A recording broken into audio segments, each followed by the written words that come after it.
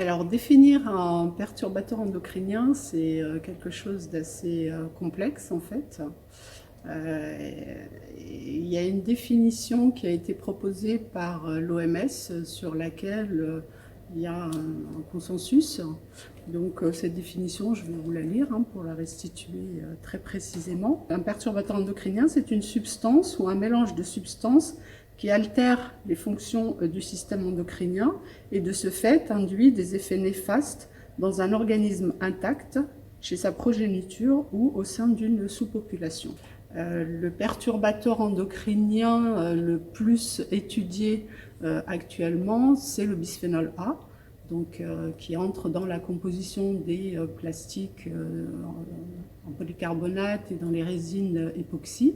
Les nombreuses études réalisées sur le bisphénol A et la démonstration de son caractère perturbateur endocrinien ont conduit à son interdiction en 2011 dans les biberons, donc en France, et à partir de janvier 2015 dans les conditionnements donc à vocation alimentaire.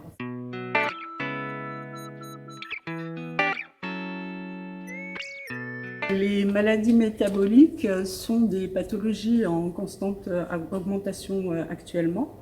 La cause première de ces maladies métaboliques, c'est un déséquilibre énergétique qui est lié à une alimentation trop riche en lipides et en sucre et un manque d'exercice physique. Mais ça ne suffit pas à expliquer l'évolution importante de ces pathologies au cours des dernières années et d'autres causes sont suspectées, parmi lesquelles l'exposition à des contaminants environnementaux comme le bisphénol A.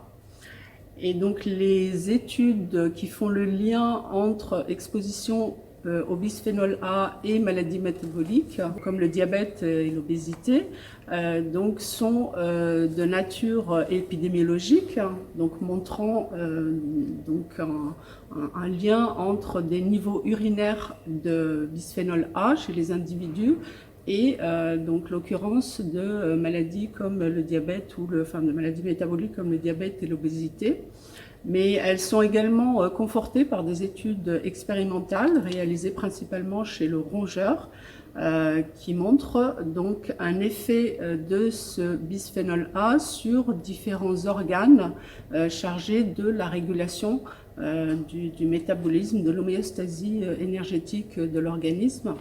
Il y a de nombreuses études qui ont montré que le bisphénol A perturbait la production d'insuline par les cellules bêta-pancréatiques. Il agit également au niveau des adipocytes, entraînant leur prolifération et différenciation, donc conduisant à une masse de tissu adipeux plus importante. Les études que nous avons réalisées montrent également un effet sur le foie. L'exposition au bisphénol A, et plus particulièrement à de faibles doses, entraîne une accumulation de lipides au niveau hépatique qu'on appelle la stéatose hépatique, donc qui est également une pathologie en augmentation actuellement. Cette accumulation de lipides pouvant être bénigne ou évoluer vers des formes plus graves comme la stéatohépatite ou l'hépatocarcinome. Une spécificité de ces perturbateurs endocriniens dont fait partie le bisphénol A, c'est qu'ils ont ce qu'on appelle un effet dose-réponse non monotone, avec des effets plus prononcés aux faibles doses qu'aux plus fortes doses. Cet effet remet en cause un peu le dogme admis jusqu'à présent en toxicologie, selon lequel c'est la dose qui fait le poison. Une autre spécificité est liée à la fenêtre d'exposition. C'est la période de gestation qui constitue la fenêtre d'exposition la plus sensible donc à ce perturbateur endocrinien. L'exposition pendant cette période de gestation va impacter le fœtus en formation et le conduire à développer des maladies métaboliques à l'âge adulte.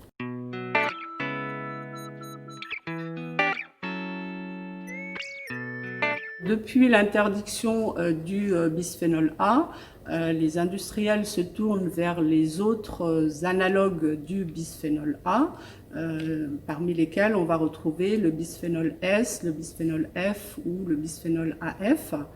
Le problème avec ces substituts, c'est qu'ils présentent la même structure que le bisphénol A, les mêmes propriétés œstrogénomimétiques.